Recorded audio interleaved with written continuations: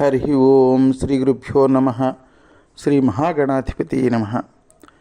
అవిద్యానామంతస్థిమిరమిహిరద్వీపనగరీ జడానాం చైతన్యస్తబకమకరందశ్రుతిఝరీ దరిద్రాణాం చింతామణిగుణనికా జన్మజలధౌ నిమగ్నానాం దంష్ట్రామురరిపువరాహస్య భవతి శుక్లాంబరధరం విష్ణుం శశివర్ణం చతుర్భుజం ప్రసన్నవదనం ధ్యాయేత్ సర్వవిఘ్నోపశాంతయేత్.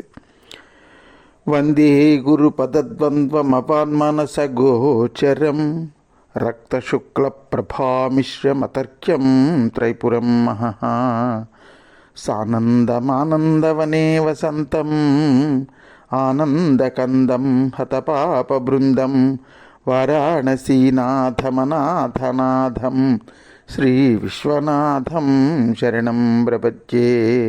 విశ్వేశం మాధవం ఢుంఢిం దండపాణిం చ భైరవం వందే కాశీం గుహాం గంగాం భవానీం మణికర్ణికాం.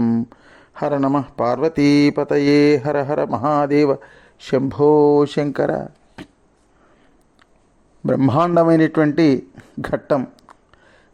ఇద్దరు బ్రహ్మాండమైనటువంటి మహర్షులు. ఒకరు మనం కాశీఖండానికి ఎవరితోటైతే ఏ మహర్షి యొక్క ఆగమనం ఉత్తర భారతదేశం నుంచి దక్షిణ భారతదేశానికి రావడం అనేటటువంటి ప్రక్రియ జరిగిందో అటువంటి అగస్త్య మహర్షి. రెండవది ఈ కాశీఖండాన్ని రచించినటువంటి వ్యాస భగవానుడు. వీరిద్దరూ కూడా మహర్షులు, బ్రహ్మాండమైనటువంటి త్రికాలవేదులు. ఇద్దరూ కూడా ఒకరినొకరు చూసుకుని ఒకరితో ఒకరు పలకరించుకుని మాట్లాడుకునేటటువంటి అద్భుతమైనటువంటి ఘట్టం. నిజానికి క్షణముక్తేశ్వరం దగ్గర కలిశారని ఒక దగ్గర ఉంటే, ఈ వ్యాస భగవానుడు సింహాచల క్షేత్రం నుంచి బయలుదేరి పీఠికాపురం నుంచి, అదే పిఠాపురం నుంచి, అక్కడ నుంచి వ్యాస భగవానుడు కుమరారామానికి వెళ్ళి, కుమరారామం ఎక్కడ ఉంటుంది మనకి సామర్లకోట, అక్కడ దేవుళ్ళని అందరినీ కూడా పూజలన్నీ చేసుకుని శివుడిని, విష్ణుమూర్తిని, ఓం నమో భగవతే వాసుదేవాయ అనేటటువంటి ద్వాదశాక్షరి, ఓం నమో నారాయణ అనేటువంటి అష్టాక్షరితో చెంగల్వ పూదండలిస్తూ తులసిమాలలు సమర్పించి, తర్వాత తన ప్రయాణాన్ని కొనసాగించి తుల్యభాగా నదీ తీరానికి చేరి గౌతమి తుల్యభాగా సంగమ స్థానంలో వెలిసి ఉన్నటువంటి అగస్తేశ్వర సంగమేశ్వరుని దర్శించాడు అని చెప్పుకున్నాం. పంచాక్షరి మంత్రాన్ని జపిస్తూ ఓం నమ శివాయ, ఓం నమ శివాయ, ఓం నమ శివాయ అనేటటువంటి పంచాక్షరి మంత్రాన్ని జపిస్తూ అగస్తేశ్వరుణ్ణి, సంగమేశ్వరుణ్ణి మారేడుపత్రితో పూజ చేశాడు. అక్కడ నుంచి తుల్యభాగా నదీ తీరంలో ఉన్నటువంటి సాంపరాయ అనేటటువంటి ఒక మహాగ్రామం, దాన్ని ఇప్పుడు సంపర అంటారు. ఆ సంపర అసలు పేరు సాంపరాయ. ఆ సాంపరాయ అనేటటువంటి ఆ ఊరికి వెళ్ళాడు. ఇప్పుడు సంపర అంటూ ఉంటాం మనం గోదావరి జిల్లాలో. అక్కడ ఉన్నటువంటి ఆ సంపర గ్రామానికి దగ్గరలో ఉన్నటువంటి మారేడు తోటలో ఉన్నటువంటి ఈ ముక్తేశ్వర స్వామి వారిని దర్శించుకుని తృప్తిగా అక్కడ బిల్వపత్రాలతో పూజించాడు.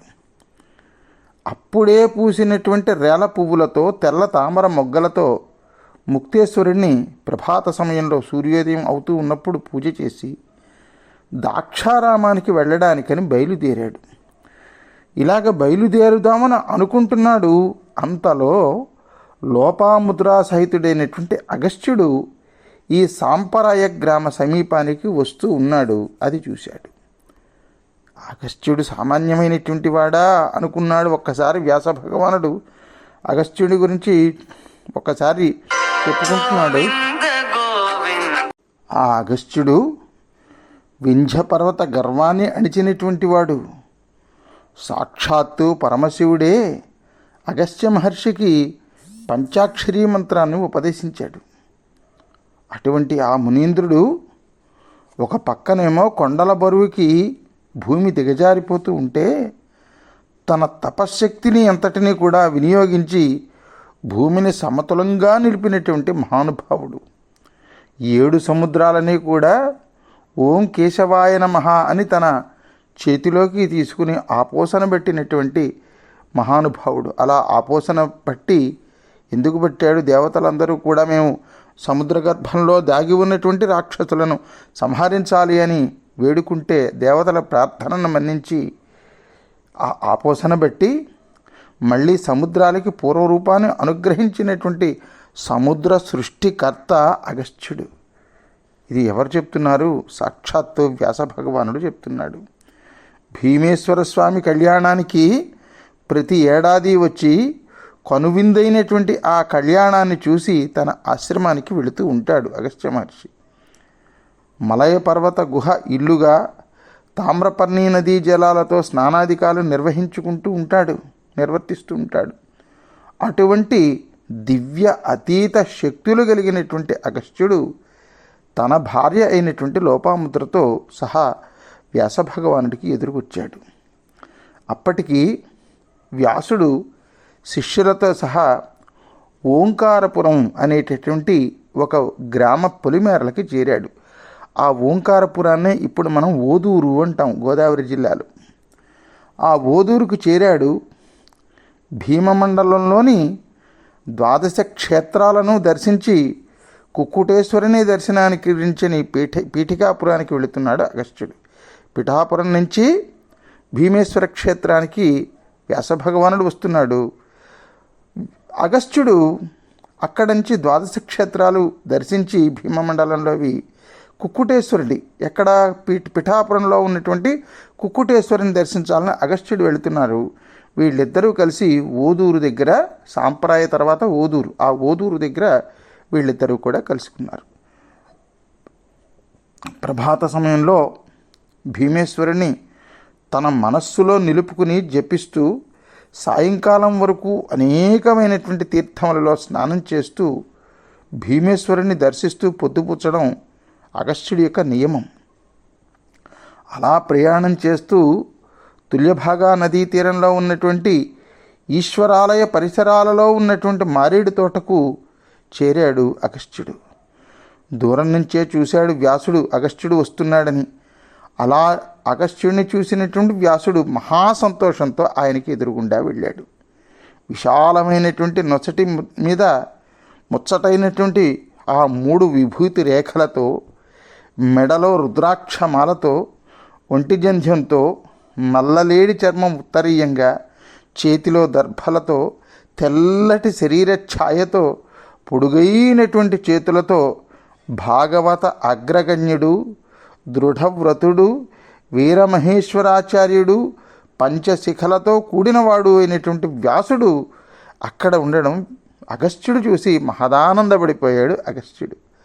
ఆ ఇద్దరు మహామునులు ఒకళ్ళనొకళ్ళు చూసుకోవడం వల్ల కలిగినటువంటి ఆనంద అతిశయంతో ఒకరినొకరు గట్టిగా కౌగలించుకున్నారు.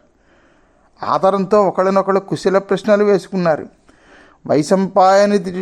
వైశంపాయనుడు మొదలైనటువంటి ఆ వ్యాస భగవానుడి యొక్క శిష్యులు ఒక్కొక్కళ్ళు వచ్చి ఆ అగస్త్యుని దర్శనం చేసుకుని సాష్టాంగ నమస్కారం చేశారు. తర్వాత అగస్త్యుడు వ్యాసుడు ఇద్దరూ కూడా తుల్యభాగా నదీ తీరంలో ఉన్నటువంటి ఆ ఒడ్డున ఒక మారేడు వనంలో ఒక చంద్రకాంత శిల మీద కూర్చుని వాళ్ళు ఇంకా మాట్లాడుకోవడం మొదలుపెట్టారు. సరే, అగస్త్యుడు వ్యాసుడంతటి గొప్పవాణ్ణి పౌరాణికుణ్ణి చూడగానే ఆనందపడిపోయి ఆయన కూడా మీరు ఉత్తర భారతదేశంలో ఉన్నటువంటి కాశీ మహాక్షేత్ర నుంచి ఇక్కడికి వచ్చారు, రండి రండి రండి రండి రండి అని వ్యాస భగవానుడికి అగస్త్యుడు కూడా కాళ్ళు కడిగి ఆ కాళ్ళు కడిగినటువంటి ఆ నీళ్లు నెత్తి మీద చల్లుకుని, మీరు ఇక్కడికి వచ్చారు కాబట్టి మీరు మాకు అతిథిని గౌరవించాలి, పైగా వచ్చినటువంటి వాడు ఇటువంటి వాడు 18 పురాణాలు రాశాడు, పంచమవేదమైనటువంటి మహాభారతం రాశాడు, బ్రహ్మసూత్రాలు అందించాడు, ఇంకా అంతటి గొప్పవాడు ఇంకెవ్వడూ లేడు, వేదాలు విభజించినటువంటి ఏకైక వ్యక్తి వ్యాస భగవానుడు. అంతకుముందు వేదాలు చదవడం అంటే కష్టం. వేదాలు కలగాపులగంగా ఉండేవి. వేదం ఎలా మొదలు పెట్టాలో తెలిసేది కాదు. అటువంటి వేదాలను 4గా విభజించి వాటికి పేర్లు పెట్టి వాటిని పైలుడు, జైమిని, వైశంపాయనుడు, అలాగే సుమంతుడు అనేటటువంటి 4 శిష్యులకు 4 వేదాలు ఇచ్చాడు ఆయన. అంతటి మహాత్ముడు ఇక్కడికి వచ్చాడు అని, తన దగ్గరకు వచ్చాడని ఆయనకు సేవ చేసి ఆయన్ని కూర్చోబెట్టాడు అగస్త్యుడు. ఇంకా అప్పుడు అగస్త్యుడు వ్యాసుడు మాట్లాడుకుంటారు. వాళ్ళిద్దరూ ఏం మాట్లాడుకున్నారో, ఎలా మాట్లాడుకున్నారో మనం రేపటి భాగంలో శ్రద్ధగా వినేటటువంటి ప్రయత్నం చేద్దాం భక్త మహాశైలరా. అంతవరకు స్వస్తి ప్రజాభ్య పరిపాలయంతాం న్యాయేన మార్గేణ మహిమహీషాః గో బ్రాహ్మణేభ్య శుభమస్తు నిత్యం. లోకా సమస్తా సుఖినో భవంతు, సర్వే జనా సుఖినో భవంతు. హర నమః పార్వతీపతయే. హర హర మహాదేవ శంభో శంకర.